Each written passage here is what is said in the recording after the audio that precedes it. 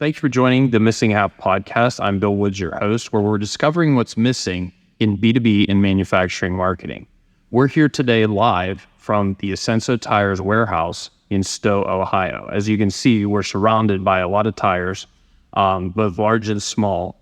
And with us today is the marketing manager of Ascenso Tires, Annie Boyer. Annie, thank you for joining us today. Hi, thank you for having me. Excellent. Well, thank you. So we've been working with Ascenso Tires and Tires International before that for a number of years.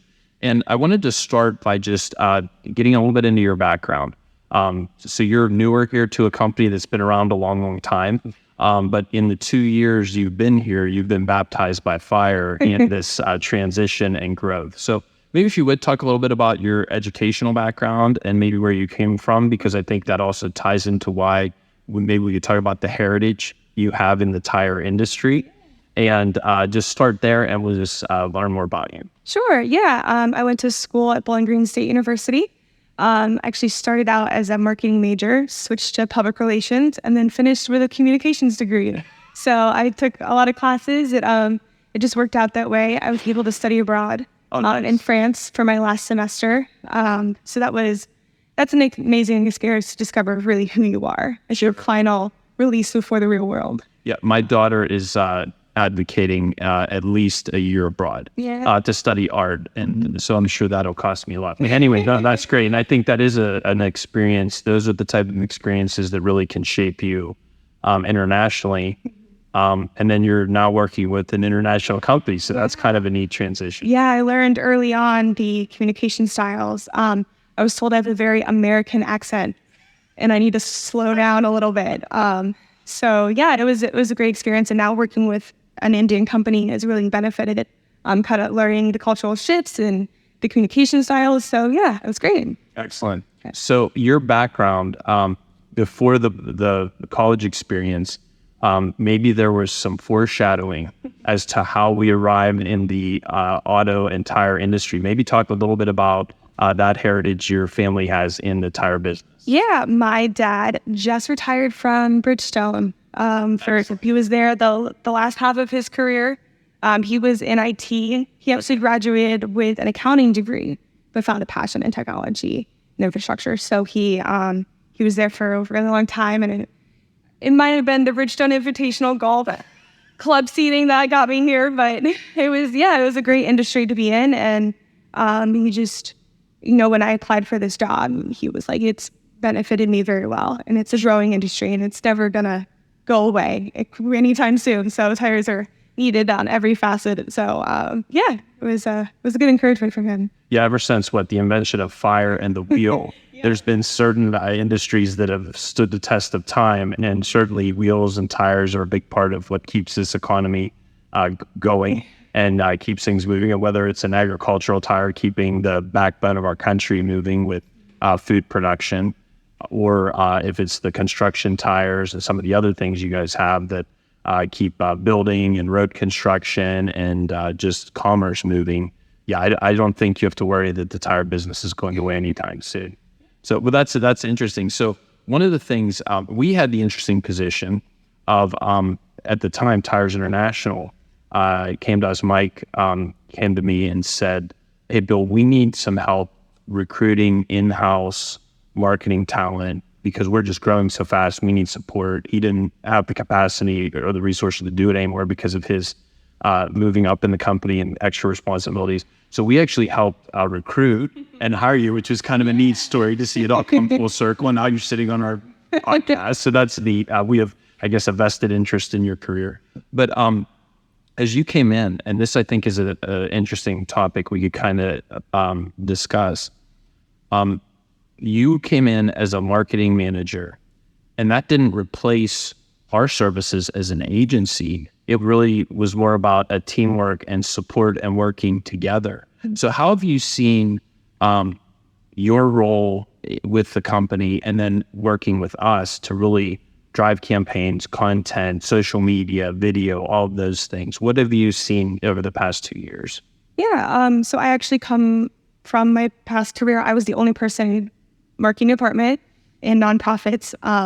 So having someone to talk to, strategize, and think marketingly and less business-like. Sure. With Mike or Marty, who was just thinking, maybe a little, political about sure, as we get to have creative conversations. And I think it's been a huge help. And even with the small stuff you guys help with, like posting on our website a page, or, hey, can you translate this to a PDF? Like, because I don't have the software at the moment. Like, just small stuff like that, but then the big picture ideas as well. I think it's been a huge help. And you guys have the experience and background in manufacturing, marketing, which I don't. So even helping me grow in this role and learning the different facets of it and where we need to be in 10 years and not just how to get something done tomorrow. So actually, no, we see strategy as a huge component, and we can't just go out and do things in marketing anymore. I mean, one of the things that's critical to our brand is, in 1896, John Wanamaker, the father of modern advertising, said half or 50% of my advertising is wasted. He only wish he knew which half. And that's so much more true today because there's just an infinite number of possibilities and ways to approach it. And I think as we've seen Tires International move to Ascenso Tires North America, and that transition has been pretty amazing and fast. And approaching that with an incorrect strategy could be costly or more costly and inefficient. So I think the collaboration we've been able to establish and working on the strategy first was super important and has really helped the growth and where we are today. So that's been exciting to see. When you look at Tires International having been around for 50 years and as a distributor here in North America, and then you look at Ascenso, while they're a new company, the family that owns Ascenso has 30 plus years of manufacturing experience in the tire industry. It feels like and you can see why both companies came together, because there should just be a tremendous output based on, collectively 80 years of experience, or however long you want to do that math. Are you seeing that day to day as you watch some of your colleagues work together, both from the factory and then hear from your distribution or here in North America? Yeah, definitely. We have we have both the technical side and the sales side working together now. So we have people who are communicating from the plant in India, saying this is where we want to go in the future, and the sales guy saying, well, this is where you should be going based off our customers' needs and wants. So it's been a lot of communication, but it's gotten us really far. I think we're 700 plus SKUs now in 4 years, which is we're the largest growing, or fastest growing tire manufacturer in the world. So I think we're in over 90 countries. So it's not just North America. So you get the feedback. I actually do communicate with our partners in Ireland and Australia and the UK. And we kind of collaborate just like on the side of LinkedIn. But it's great because small stuff like where do you get your tire stands and what are you putting at your trade shows, or what kind of social media do you think is more important than others? Some of those things. So it's really helped us kind of meld all the experiences together and to really push forward and succeed where it needs. We, my family in the early 2000s owned about 14 John Deere dealerships. And we often found when we got together with the other dealers, we learned more than when we were talking sometimes to the manufacturer. And I think what you're describing there is very important. You have your sales team here in North America, but also around the world that's giving good market feedback. You have your technical manufacturing arm that is bringing in their feedback. And it feels like with Ascenso, they're listening to both sides and really trying to find the best path and the best balance point for those things. And that probably is what is contributing to them being the fastest growing tire manufacturer in the world, because you can't operate in any vacuum on the market side or on the manufacturing side. You have to find that balance. So that's exciting to see. We also know that Ascenso has this credo, their tagline, mission statement, whatever it is, never stop rising. Can you talk about maybe how you see that every day and what that means here in North America to Ascenso Tires North America? Yeah, definitely. I think honestly, it's very inspiring to look at that every day, which is awesome. And I think it's just we're not just doing what everyone's doing. We're looking forward to what needs to happen in the future.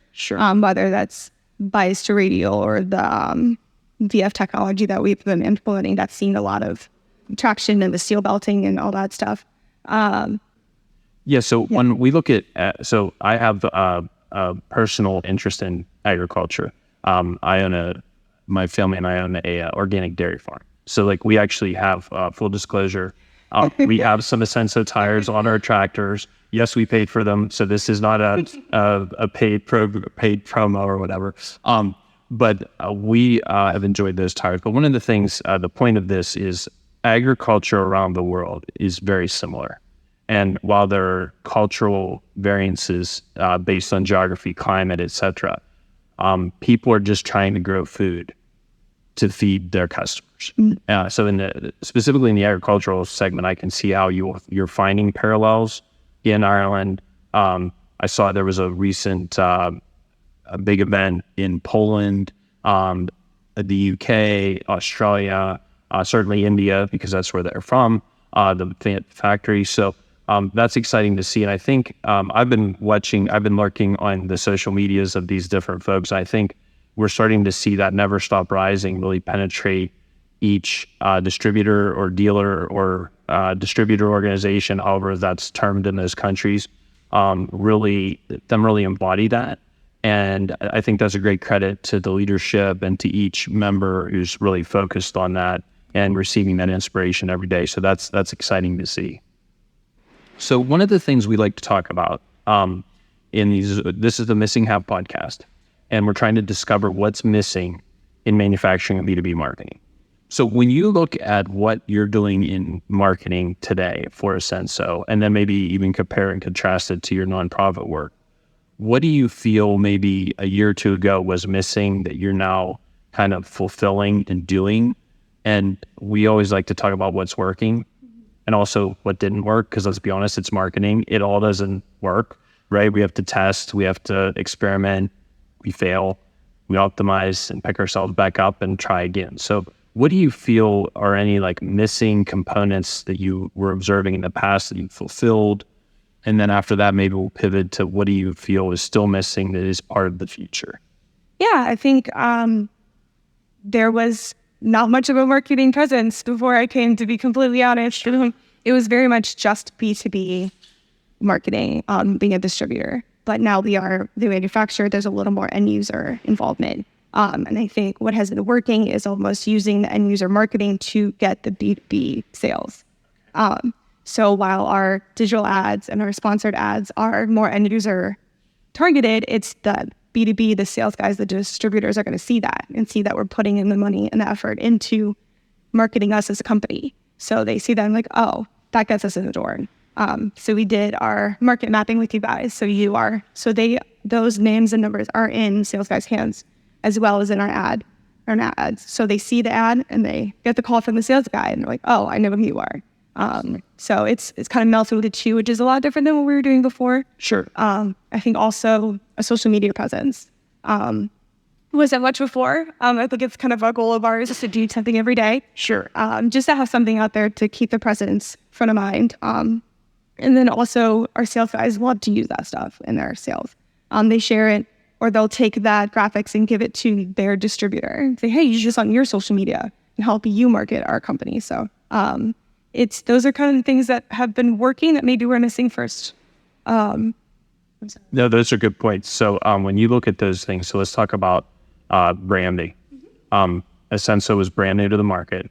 And one of our first initiatives was to get branding information out there. So it wasn't to sell SKU, it wasn't to sell whatever SKU this is right here. Yeah. It was just to say, hey, we're Ascenso, Never Stop Rising. And specifically, we're in that R1, which for those of you who aren't tire folks, that's the agricultural tire. This type of profile here, both front and rear. But that was our first effort. And one of the things I felt that was really gratifying is you don't always get attribution to every marketing dollar you spent. But whenever we got the feedback from the sales team that whenever they were walking in and talking to people on the phone, email, in person at trade shows, or polishing doorknobs, because it still happens in the industrial segment, they were known. The people had seen the ads, people were aware of the brand in a very short amount of time. And I think that really helped tee up some of your trade show activity. So hopefully there was more volume of people into your trade show booths. So I think that was exciting to see that branding component take place. And one of the things we're seeing in the market is branding for B2B is now so important. If we're not in front of our clients on a consistent basis, we're going to miss the opportunity for that 95-5 opportunity. And the 95-5 rule states that 95% of your market is not actively buying or looking to investigate a purchase. Only 5% is active in buying. The 95 we have to stay in front of with branding so that whenever they move into the 5%, we're top of mind and a consideration for that buying event. So I think that was one of the initiatives we did that was really successful and that we continue to do because branding is so important. We've extended that with your unique value proposition. And then also you guys had some independent testing done, which I'm not a tire scientist, so I can't go into a lot of detail, and I don't think that's your space either. We just, as marketers, we recognized the arrows were pointing up and our performance was good. So we want to tell the market. But that's another initiative we use. So I think we had a great marriage of branding and then getting into some more features, benefits, and more importantly than that, telling the story of the value of those tires. So that was very important. And I think social media is also something that you mentioned that we've done some work in, and you're right, we've gone to the end user. So we did the wonderful shoot with Vince, a farmer in Northern Ohio. This gentleman has been farming for forever. Like, I think he started with the first John Deere, and now he has big John Deeres and beautiful tires. A wonderful man, a row cropper here in Northern Ohio. And I think he told a valuable story that is very much an important part of marketing today, which is we can't just show the factory and the machines. We can't just show this beautiful warehouse with all these amazing tires in it. We have to show solutions. And that end user story with that solution was so important to, I think, kind of rounding out the company story this year. And it was a great production value, like the drone, beautiful day. And I think Vince may wax the tractor every day. I don't know. It's a beautiful tractor. But it was just such an amazing event. But are you seeing those social media inputs really drive conversations, not only like in the office, with the factory, with the sales team, and then with distributors and possibly end users? Yeah, definitely. I think that video, we got so much great content from it that we can use in almost every section of our marketing. So while yes, it looks very nice to have this gorgeous video production on our social media, we take that to the distributor. We're using that in our OEM prospects at the moment, sure, and saying this is a real life testimonial of someone who's had it for 2 seasons, who has testified that the tread doesn't look a day old. It's the same thing. It has everything he wants with the dual mud breakers.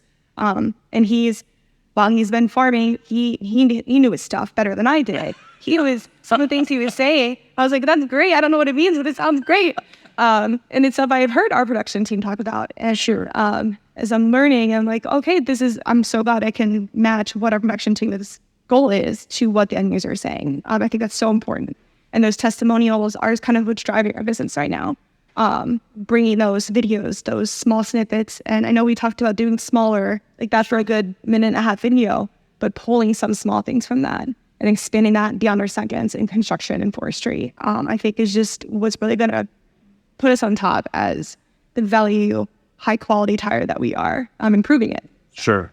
Yeah, and I think that's an important point. One of the stories that hasn't been told yet, and it's young, right? We're impetuous and impatient, and we've got construction and forestry. We want to go and market it, and that's hopefully, I'm not spoiling 2024 and 25, but there's the value proposition and the value story, the brand promise, and then the brand delivery. And agriculture is going to be extended into those other markets. And I think that'll be exciting to see that story play out.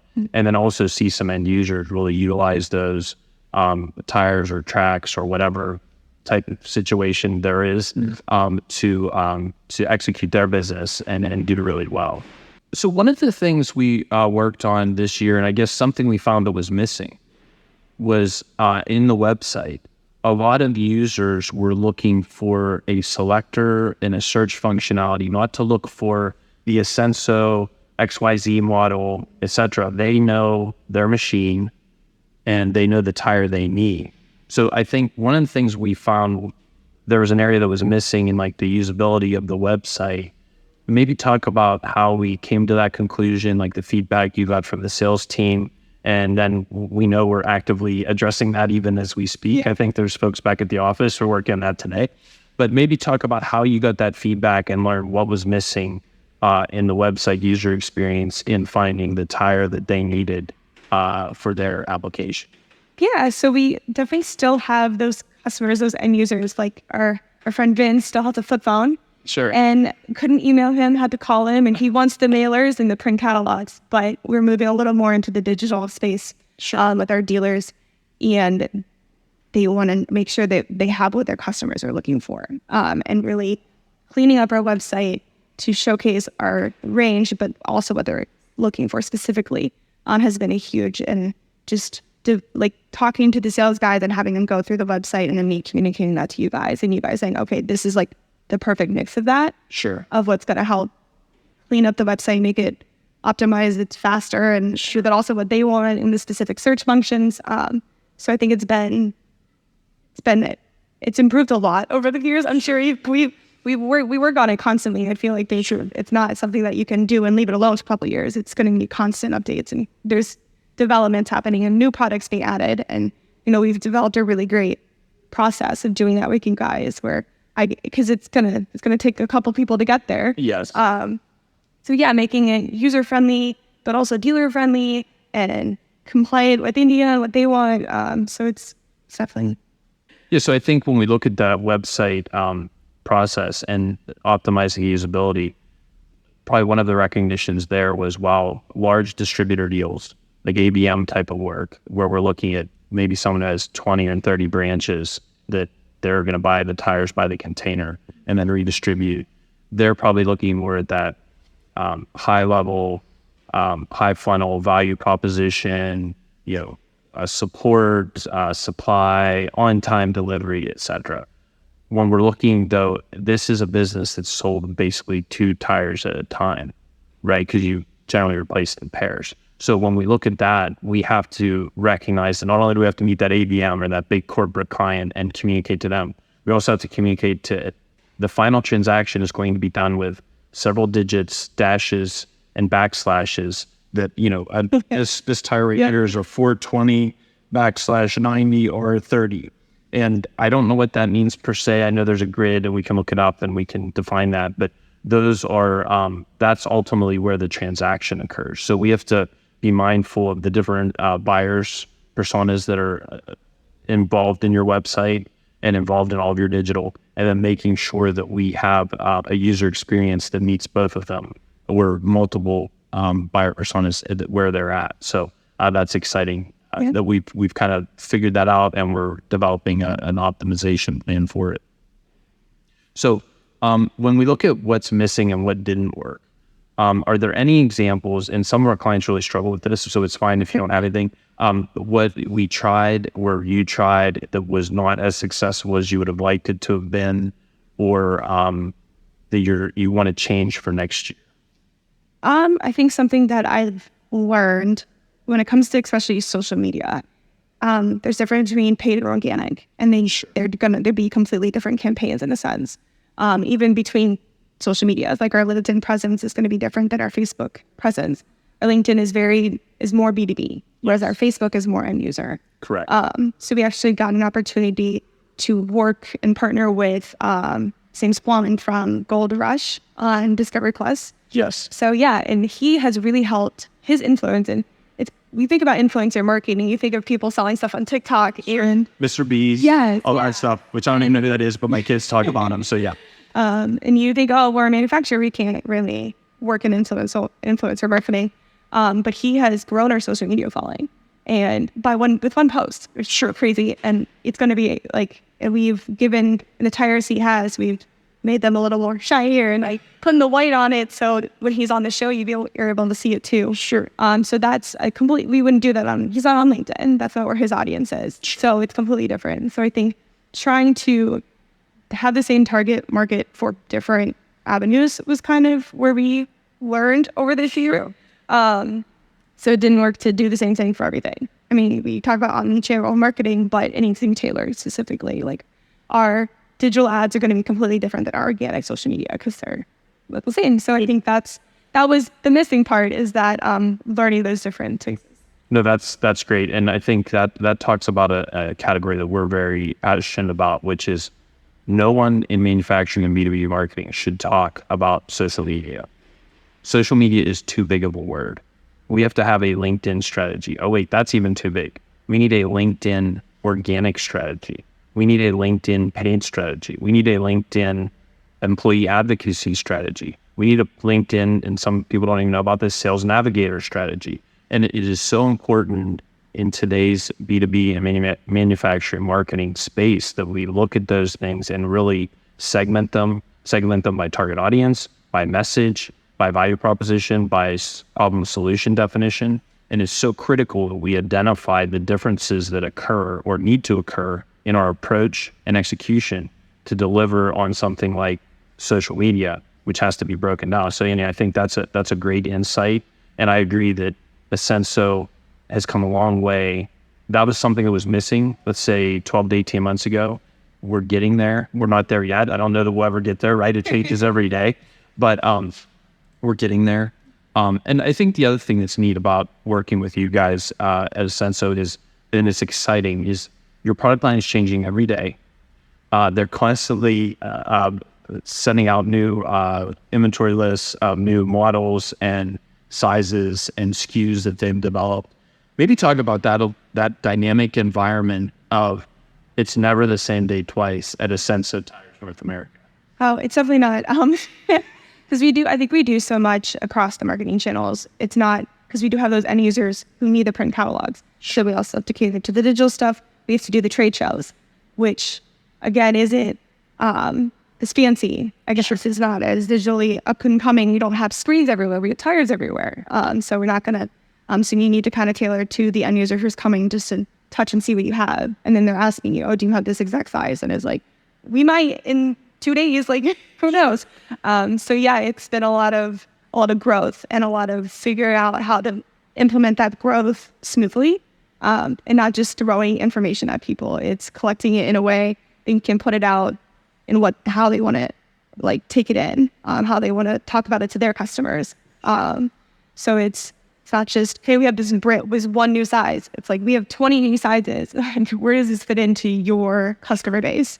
And I think we have been doing even the old school presentations on USB drive and that stuff that helps, because then we're sending them a new one in a couple months.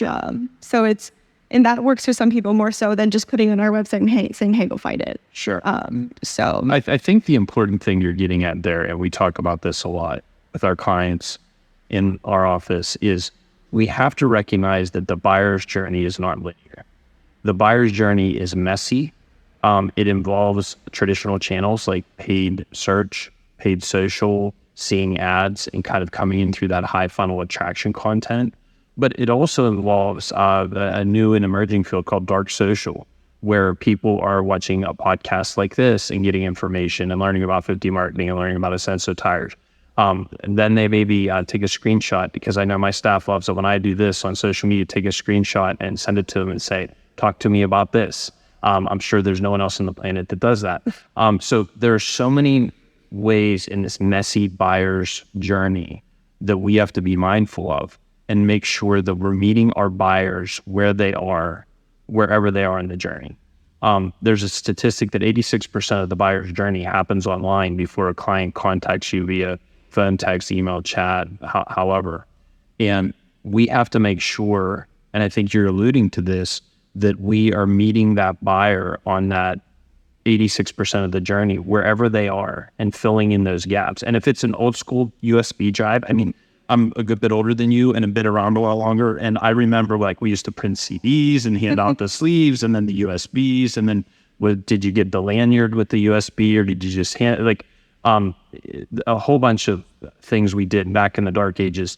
But if that still works in this industry and it helps the buyer and meets them and fills that gap in their journey to get them to that purchase point, ultimately what we're here to do is not to do digital marketing, it's to affect markets and to help our clients grow and help you grow. And if that means USB drives, let's do USB drives. If it means trade shows, as much as we all love business travel, let's do trade shows, right? And but no, to follow up on that, your trade show business, you guys have done, and this industry seems to still be very trade show centric. I mean, it's just the nature of it. People like to touch the tires, which I guess that's still important. I don't like my family used to own a furniture manufacturing company, and people love to sit in the couches and the chairs. That I kind of got because like you would touch it, you would sit in it, you would feel it. But this industry seems to be they want to touch the tires, they want to see it, they want you to be there.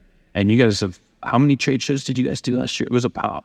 It was just a handful. And I say that as in we're looking to do a lot more in the future. Sure. And it's kind of, again, that building the brand awareness, and then that will lead to those distributor purchases, the OEM proposition. So it's,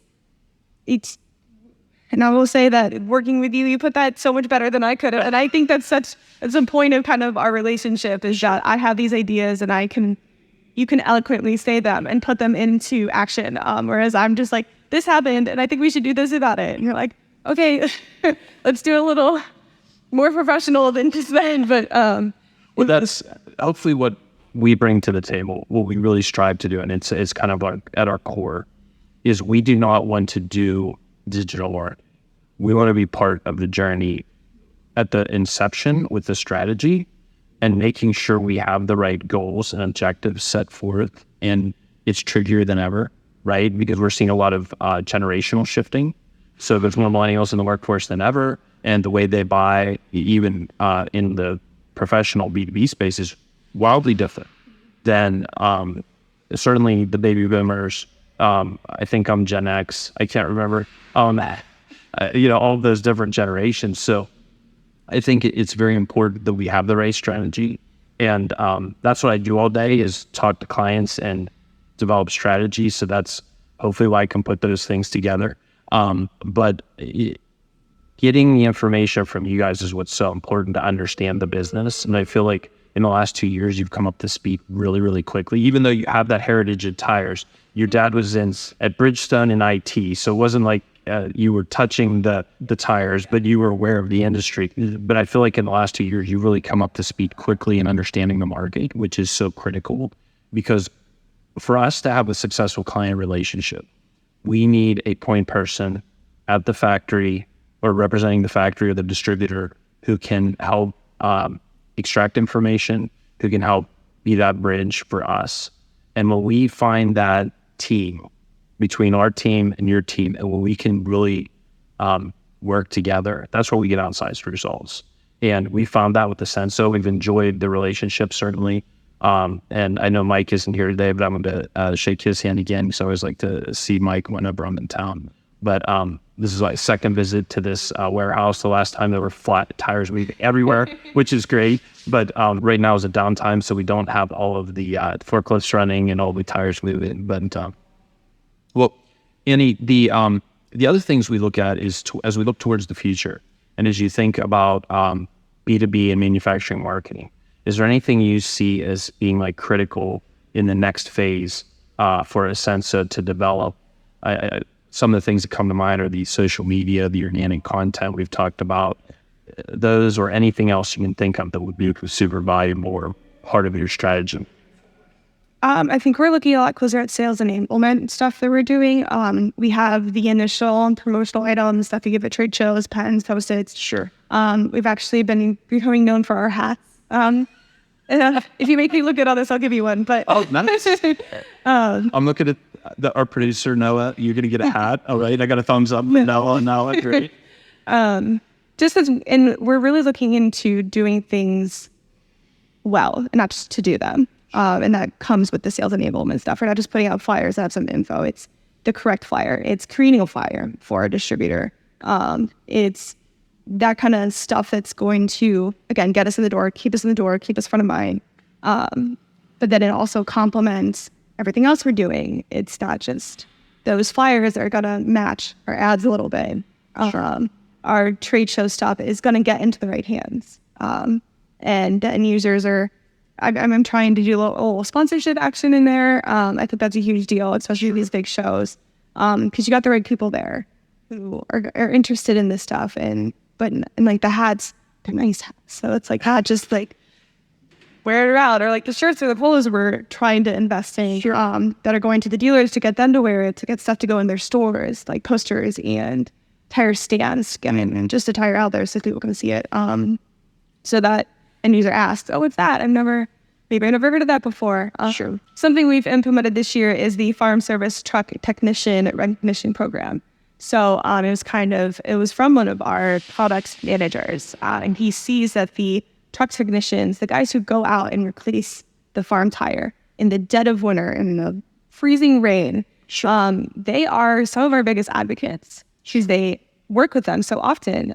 So we really want, and they've never really had the spotlight before because everyone's worried about the end user or the dealer. So we're starting a program, we're taking nominees, and we're going to have a committee choose a winner, and we're just going to find them out for SEMA. Oh, nice. Year. Yeah, so it's really exciting, and we've already gotten some submissions, even though there's no submission form. People are just emailing us. And we've got a lot of traction in publications and stuff too. They're saying, "Wow, this is something that no one's done before," but they should be doing it. And so we're nominees. If you have, I think, like 5 years, you get gloves. If you do 15 years, you get a really nice Carhartt jacket. And and it's just a way to say, like, we see you, we appreciate you, you deserve this. And it's not for the faint of heart to do this work. So it takes a lot to stay within it in 15 years. So it's a physical business. I mean, this is by I didn't use this myself. yeah, this point means the largest tire that's in. Not even, and I've seen them replace them on our tractors at our farm. My father was in the mining business, so some of the largest tires that I see down a couple rows on the rock trucks and the wheel loaders. I saw those being replaced, and it is not for the faint of heart. I will say this, though. The skill and the artistry with which a single person with a crane and some large rock bars can take on and off a huge tire by themselves makes it look easier than whenever I'm trying to change the bicycle tire on my 10-year-old's pedal bike. Like they learn this craft, and I think that's excellent and just amazing that you guys are recognizing their contribution to not only the American economy, but also in the whole value chain of what you're doing. We have other clients who are doing similar things, who are really recognizing every person who's involved. And I think maybe one of the things we learned from from COVID, one of the things we learned from the whole pandemic, whatever you want to call it, is that the blue collar work is honorable, it is viable, and it is so important to everything we do every day. And when we saw that, the challenges that companies had with maintaining a workforce, and then I don't know all the figures, but like Mike Rowe talks about 7 million people dropped out of the workforce in his dirty jobs or whatever his publication or show is, that there was a real crisis. And I think the other thing we deal with is the younger people and the younger generation don't value that as much. So we're having trouble getting the younger people to go into that field of study. And that we could talk, that's a whole other show we could do on like society. But let's get back to this technician recognition program. I think is just amazing. I think that's going to be great. And it should provide value and help your story. But whether that happens or not, I think when we look at the never stop rising attitude of Ascenso, that falls right in line with recognizing people who are always rising to do that craft and do it well. And if it's rising through a rainstorm underneath a muddy piece of equipment, or it's in the manure or whatever, that certainly embodies Ascenso. So I think that's amazing. And we'll be looking forward to seeing how that pans out this year. So, well, Annie, this has been an amazing conversation. We have covered everything from, college days through the growth of Ascenso and your professional development and experience here. So that's been amazing. So thank you very much. And we really appreciate you joining us today. Yeah, thanks for coming out and sparking more ideas as we have this conversation. So I'm going to run back to my desk. I'm going to watch this over and over again. But we'll give you a transcript so you can take those points down, and we'll include them in the 2024, 2025. Typing up the notes really fast. So. Yeah, All right. Well, thanks for joining us. of course. Thank you.